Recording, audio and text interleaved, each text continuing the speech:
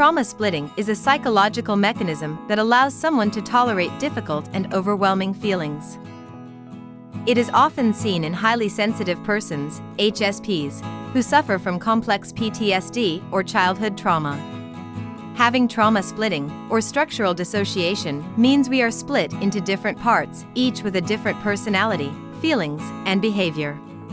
As a result, we feel completely different from moment to moment. Since highly sensitive people respond to complex trauma more intensely, trauma splitting may create a split in your psyche, causing a myriad of confusing symptoms. Complex trauma and highly sensitive persons, HSPs. Trauma affects highly sensitive and intense people more intensely. Like any other of your reactions to stimuli, as a highly sensitive person, your trauma reactions are also more intense than most.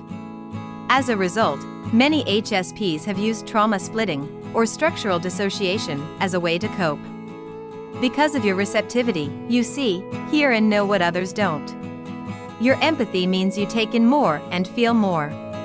You cannot help but be affected by toxic family dynamics, overt or covert abuse and manipulation. Being different by default, as a child you needed extra love and support to counteract isolation, alienation, and despair. Your perceptivity and intolerance of injustice mean you are susceptible to existential depression. Your need for emotional attunement means you are wounded by emotional neglect if your parents were cold and dismissive. Things that do not affect your siblings or peers traumatize you. In other words, your sensitivity and overexcitabilities make you susceptible to stronger and more lasting trauma responses. Unfortunately, few mental health professionals understand emotional intensity and chronic childhood trauma, also known as complex trauma or CPTSD. You are more likely to be overdiagnosed and medicated for mood disorders or personality disorders than to get the understanding you need. Here, we will discuss the mechanism of childhood trauma splitting, which is a common reaction to complex trauma. Childhood trauma splitting and the highly sensitive persons. The usual reaction to pain is to withdraw. But, as children, you had few options. Even when your parents were abusive, you could not leave. So instead of physically exiting, you psychologically withdrew. This is the mechanism of childhood trauma splitting. Like the circuit breaker in an electrical system, the split is hardwired into you to protect you. Unfortunately, when you dissociate, you not only withdraw from external psychic injuries, but also from yourself. You may suffer from a form of dissociation known as structural dissociation. This is also a core part of borderline personality disorder, BPD, especially high-functioning borderline personality disorder. Structural dissociation is a split in your personality. It does not mean you have psychosis or suffer from schizophrenia. In structural dissociation, you are conscious of who you are, but you feel completely different from moment to moment on the inside. Childhood trauma splitting started as a coping strategy for overwhelming experiences. When stressful events such as parents' arguments, physical violence, verbal abuse, or prolonged neglect happened, you had no choice but to cut off. Because you are highly sensitive, you may not have externalized your pain but instead, withdrawn and internalized your anger. You may even direct your anger towards yourself, turning it into self-blame and shame. Under normal circumstances, you would want to avoid your abuser and never go back to them. When they are family members or parents, however, you have no choice but to stay. You could not deal with the trauma in a healthy way, so instead, you created a separate self in your mind to survive the invasion. You feel an internal conflict almost daily. For instance, a part of you may be like a child that is easily hurt and acts impulsively, while another part of you manages to be a strong, competent adult. One part may dominate your home life, another your career life. When triggered, you flip from one mode of being to another, confusing both yourself and others. To a degree, having different personas is normal. For instance, it is considered healthy to be different at work and at home. When your sensitive psyche is traumatized, however, taking over various parts can become automatic and unmanageable. You do not know why you are triggered, but before you know it, you have reacted in ways that you later regret. the traumatized part and the apparently normal part in the split. Despite carrying a painful past, you have to maintain a facade to go on with your normal daily life. If your life now involves people who have hurt or abused you, you want to protect them. You do not want to open the Pandora's box and cannot afford to let the memories, pain, and anger surge up. You carry heavy, unopened baggage wherever you go. PTSD experts Van der Hart and colleagues, 2004, labeled the parts of the personality driven by daily life's priorities the apparently normal parts, and the parts driven by your trauma the emotional parts. Janina Fisher calls them going on with normal life parts and the trauma-related parts. Usually, there are more than two subpersonalities. The more severe the trauma, the more complex the childhood trauma splitting is, and the more separate these parts feel. But for this article, we will simplify the picture and discuss these two parts. The apparently normal part navigates daily life with little or no emotions. You might feel empty and numb. In this mode, you might not recall your painful past at all, or you remember but feel as though it happened to someone else. While the apparently normal part gets on with life, the traumatized part holds the traumatic memories. It sometimes bursts through and catches you off guard. Your traumatized part reacts to situations with the fight, flight, or freeze. Your traumatized part likely carries a lot of dysfunctional schema. Your traumatized part reacts disproportionately to situations and sees danger, criticisms, and abandonment everywhere. Your traumatized part is frozen in the time of the trauma, likely when you were a child. While in an adult body, you are reliving our childhood loneliness, fear, and despair over and over again. Your traumatized part is always on guard. When people come close to you, you immediately assume you will be harmed or betrayed. When your traumatized part is running the show, you are filled with tension, paranoia, and avoidance. Sometimes the traumatized part will intrude on the apparently normal part, where you suddenly experience sensations or hear critical voices that seem to come from inside you but feel alien. Your apparently normal part dominates your mind. It is numb and appears to be in control. The traumatized part controls your body and emotions in ways you are not always conscious of. For instance, when you grind your teeth at night, or when you burst into an uncontrollable rage. Your complex trauma symptoms get worse as you mentally pair more and more cues, sound, people, certain things others say, places, with the trauma. Your already highly sensitive system becomes more prone to being overwhelmed. For instance, someone not looking into your eyes reminds you of the years of being neglected by your parents. Or, crowded places remind you of the time you were left alone in public, feeling helpless. Or, any sudden and loud noise reminds you of the door slamming at home when you were little. In trauma splitting, you had shut out the past as a way to survive, but occasionally the trauma will break through, and you suddenly become flooded with fear and pain. To maintain your normal facade, your sensitive soul might have taken on various avoidance strategies. You fear potential rejection or betrayal, so you avoid relationships. You fear criticism, so you stop expressing yourself spontaneously. You fear disappointment, so you would rather say no to hope and sabotage opportunities. One of the most common avoidances is that of intimacy. Because you have been hurt in the past either by your parents, siblings, or bullies, you experience any attachment to be threatening, and the fearful part of you wants to avoid becoming attached at all cost. Of course, the healthy part of you yearns for love and connection and seeks out touch and relationships. These two parts then evoke each other in a vicious cycle, resulting in what on the surface looks like confusing push-pull behavior. One moment you are loving and giving, another moment you are fearful and numb.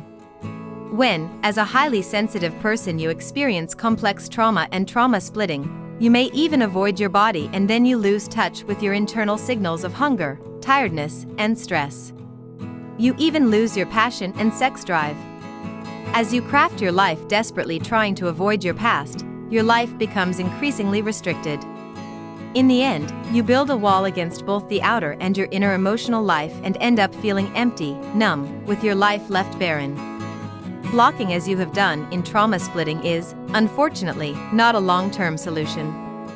Your traumatized part has a strong need to be seen and heard, and sooner or later it will come back in full swing, and you will not be able to neglect it any longer.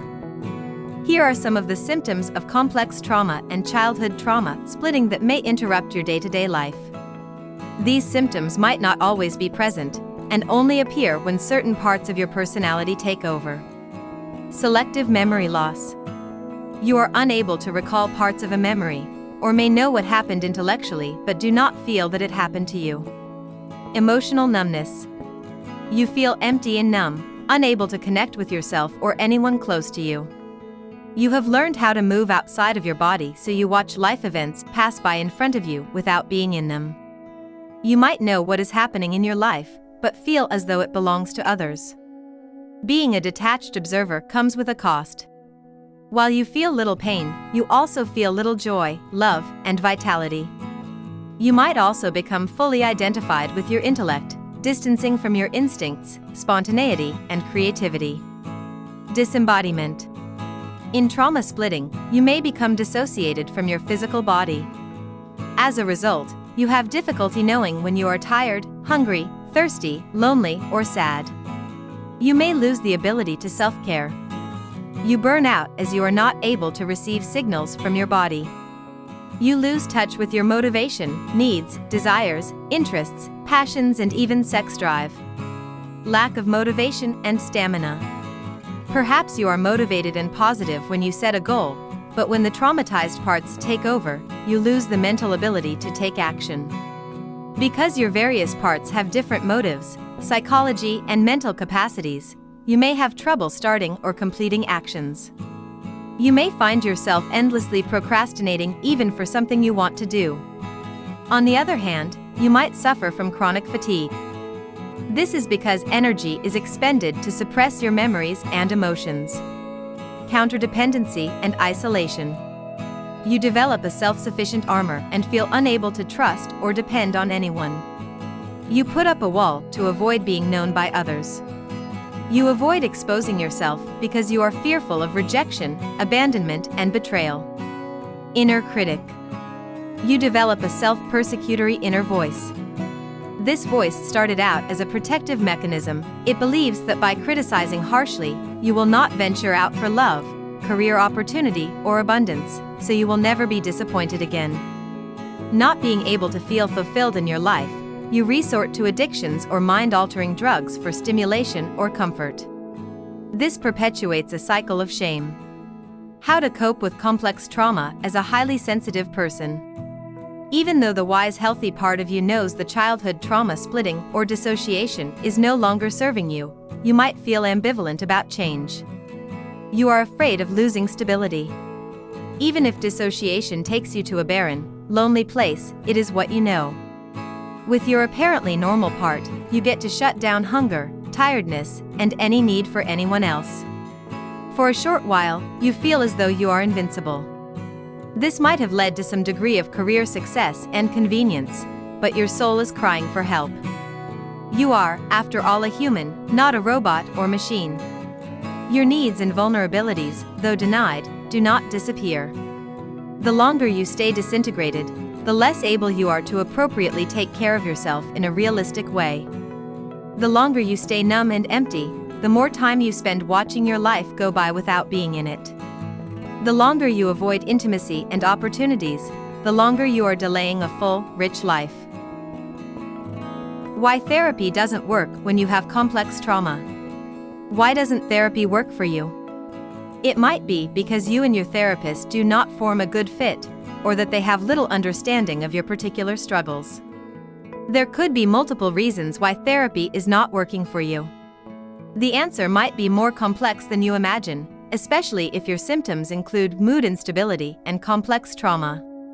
If you identify with traits of emotional instability, or the above description of childhood trauma splitting, you may find that your feelings are constantly shifting, or feel that you are on the verge of spiraling out of control.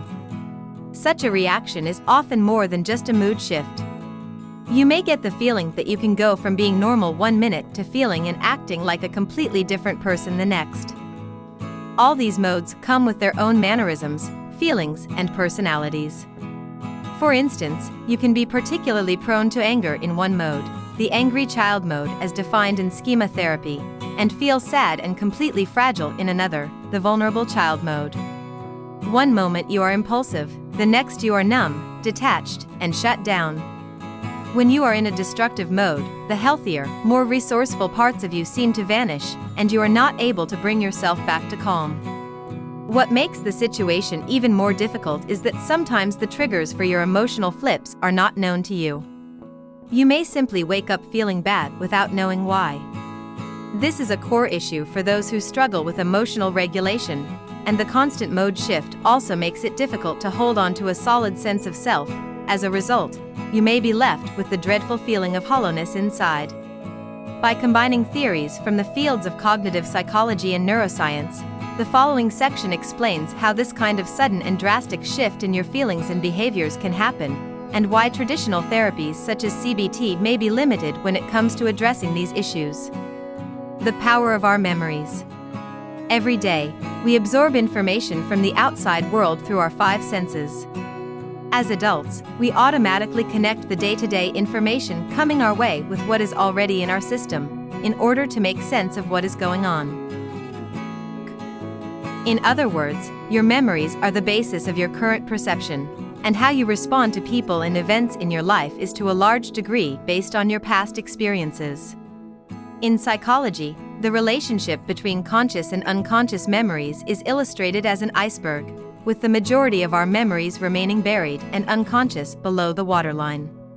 Your current attitudes, emotions, and sensations are not simply reactions to a current event, but are also manifestations of physiological information stored in your memory.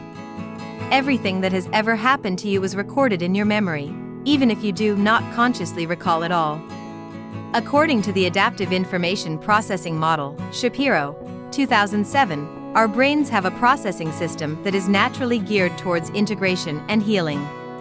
When uninterrupted, it has the ability to link up useful and restorative memories with the difficult ones, to help us maintain emotional equilibrium. However, when we come across a particularly difficult or traumatic situation that overwhelms us, the brain's adaptive processing is disrupted. The distressing incident will then get stored in our minds in a way that is frozen in time. It becomes a standalone piece of information that is disconnected from the other parts of our memory network. We may not even consciously remember it. Often, our negative behaviors and uncontrollable feelings are the results of this dysfunctionally held information. Complex trauma is a dissociated and invisible trauma. Much of how we relate to the world around us is learned in the first few years of our lives. New findings in neuroscience inform us that our early attachment patterns deeply affect the way we process information throughout life. Securely attached children learn from an early age that they can trust not just the world and those around them, but also how they feel within themselves. As adults, when distress happens, they can trust their own ability to regulate and modulate their own states. However, in other cases where the caregivers were unavailable, aggressive, unpredictable, or not able to regulate emotions themselves, there would be a rupture in the child's attachment patterns. Children are not meant to be left on their own to deal with emotional upsets. Without a responsive caregiver to be there to mirror their feelings and to model healthy regulation, a child would not know what to do and would be overwhelmed by her own distress. This is being vividly demonstrated in the still face experiment, a famous psychology experiment conducted in 1975 by Edward Tronick. A short YouTube video clip can be found here. As you can observe in the video, the emotional dysregulation caused by the mother's lack of mirroring is so horrific that it cannot be taken in or understood by the child's brain. It overwhelms his natural processing system, resulting in psychological trauma. Most psychologists support the theory that BPD is a result of early traumatization.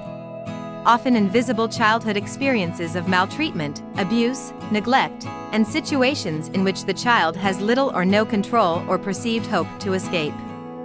As a result, these children's memories will be dissociated into fragments. There is a breakdown in their capacity to process or integrate their experience and their own states. Even as adults, they feel ungrounded, fragmented, and unable to hold on to a solid sense of self. frozen memories might be why therapy doesn't work for you. During the first 6 years of life, we live in what is called a delta theta brainwave state. Before we are able to think rationally or to express ourselves, all experiences are recorded through the reasoning level of a child. This is particularly problematic when memory is negative because the original distressing situation will be stored in the brain in its original form, with the visceral reactions and logical reasoning of a child's mind. For instance, even when nothing objectively disastrous may have happened, if as a 5-year-old we felt unloved or rejected by the world, the memory remains within us with all the helplessness, hopelessness, and fear of a 5-year-old. The traumatized part in your childhood trauma splitting is young and helpless. When you go through emotional trauma, even a small one, your higher rational thinking is disconnected. When you are in shock, your brain dissociates. It tries to lock up the incident and all the associated feelings in a drawer of your memory bank. In other words, you remain stuck because that piece of traumatic experience is stored in isolation, unintegrated with the larger system, and therefore it is unable to link up with newer, more useful and adaptive information that promotes, "I am an adult now and not everyone hates me." Why do you regret what you say or do? Your subconscious mind works by association, so without your conscious awareness, it can be triggered by seemingly random imagery and sensory associations. Sometimes the association is so subtle and rapid that your reasoning mind is not able to catch up or make sense of it. Whenever something occurs that the mind associates with your original upset, the memory of that bad experience is reactivated. You may suddenly feel drastically different, have certain intrusive thoughts, or act in a certain way. When you have a mode flip, it is as if you suddenly switch from being a rational adult into being a tantrum-throwing child. This is because, in a way, you are reliving the trauma at the level of a child. As a result, you may lash out at your partner, have unexplainable rage, or engage in addictive or self-sabotaging behavior without knowing why. While the image of the event may not come back consciously, flashback, as it would tend to do if you have actual PTSD, the negative self-talk that you consistently engage in, "I am no good, I am not safe, I cannot trust anyone," is directly related to the perspective you had at the time of the original bad experience. The knot in your stomach, tightness in your chest, the feeling of fear, the shame and the powerlessness are all directly related to the original event or series of events that you experienced as a child. We have little control over these episodes or outbursts because whenever our trauma memories are reactivated, the conscious, logical, thinking mind gets bypassed. This is a mechanism that is hardwired to protect us. Since there is a perceived threat, our fight-flight system kicks in and takes over for the purpose of survival or protection, and is given priority over reasoning and logic. The reason we cannot easily identify our actions as responses is that we may be totally unaware of the stimulus that caused them. However, it is useful to know that when our reaction seems illogical or disproportionate, the real stimulus is almost always a memory. Why therapy doesn't work for you? Why doesn't therapy work for me? You might have asked this question critically many times. No matter what the real answer is, it is important to know that it is not your fault. It is proposed that about 10 to 20 unprocessed memories are responsible for most of the pain and suffering in our lives.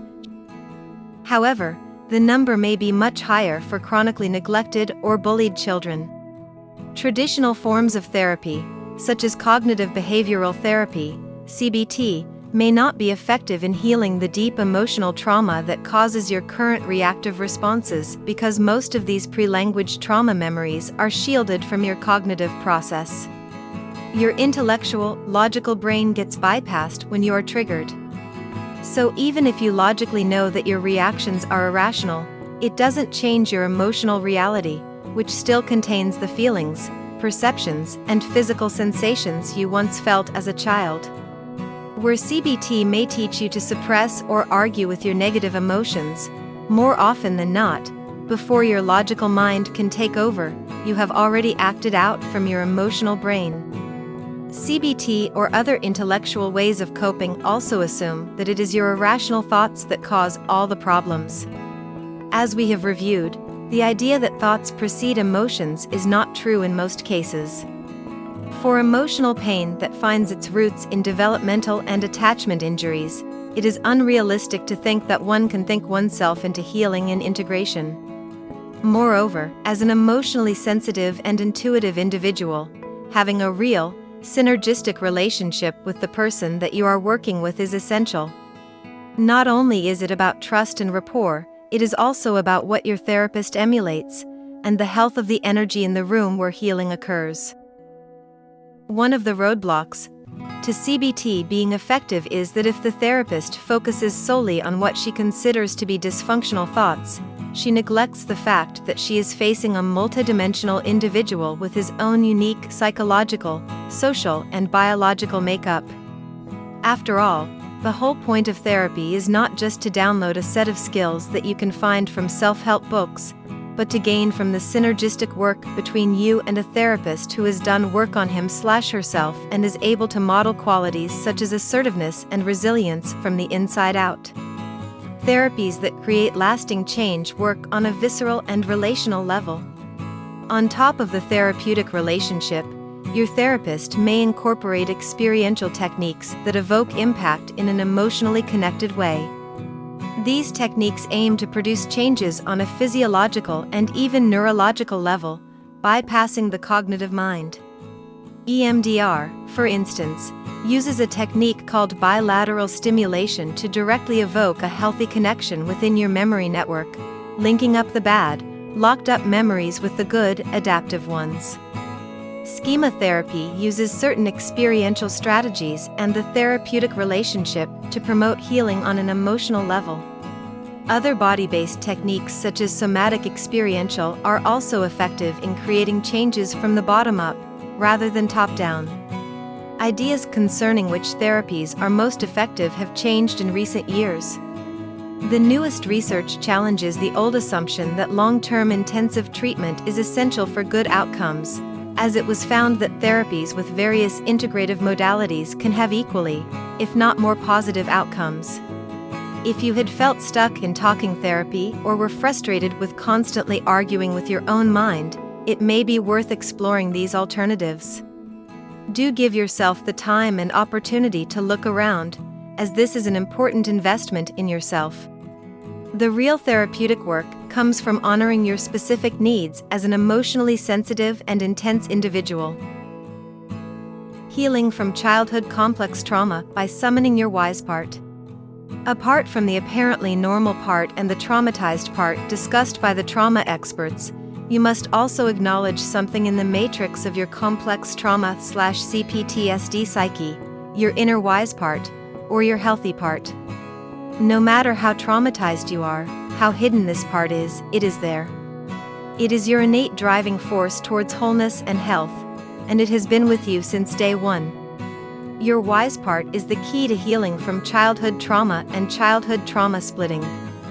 This wise part absorbs love from the people who have supported you. It tells you we are worthy. Your wise part downloads knowledge and wisdom from books, resources, and teachers, and acts as the guiding light within you. Though the cloud of trauma and chaos very often shields your wise part, it is there, pulling you back up from setbacks and nudging you to take the next step. It is the part of you that pushes you to go to therapy, to look online, and to seek out support. It is the part of you that reads poetry, makes a painting, and sings a song to express your unspeakable pain. It is the part of you that loves the truth, seeks justice, and searches for insights. In our work towards integration, you must find and reinforce this part of you. Healing is to integrate, to have all your parts talk to each other, and to respect and harness the strengths of all of them. Healing is to bring all the elements of yourself together, rather than living a disintegrated life with little control. Resilience is being able to tell the past from the present, rather than emotionally reliving the past again and again. It is frightening when you first begin to drop dissociation as a protective shield. However, there is nothing to fear. You are merely going home. As you take small risks, as you gently open, you become extra delicate, sensitized to both pain and beauty. The breaking down of your armor comes with force and pain, but that pain is an honorable one. This growing pain is a small price to pay, as compared to the deadliness of being an empty shell. Beyond trauma, it is in your power to take the next step. Step by step, you can reopen as a human and re-emerge as a soul. Your life is waiting for you.